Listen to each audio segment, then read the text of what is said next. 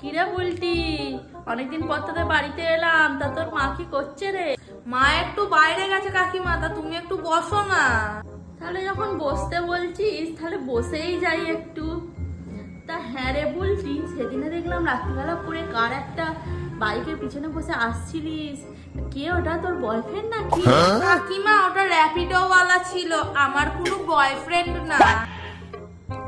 ও আচ্ছা, তাহলে সেদিন যে তোদের বাড়িতে গিফট দিয়ে গেল সেটা বুঝি তোর বয়ফ্রেন্ড? ওটা ডেলিভারি বয় ছিল, আমার পার্সেল দিতে এসেছিল, আমার বয়ফ্রেন্ড না। তা কাকিমা, পাড়ার কি সব খবর রাখার দায়িত্ব তুমি নিয়েছো? কে কখন আসছে, কে কখন যাচ্ছে, কার বাড়িতে কে আসছে না আসছে, তোমার কাছে সবার খবর থাকে নাকি? তাই একটু খোঁজ খবর রাখি বই কি। তা পাড়ার সবাইকার একটু খোঁজ খবর রাখার দায়িত্ব তো কাউকে একজনকে নিতে হবে বল। আমি একটু কে কোথায় গেল, কখন কে কি করলো, সবকিছু একটু খোঁজ খবর রাখি।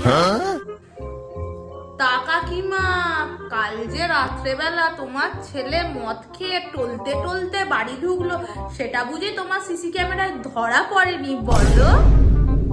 তাহলে আজকে আসি না বুঝলি, জানিস এলো না। কেন কাকিমা, থেকে যাও, একটু বসে যাও।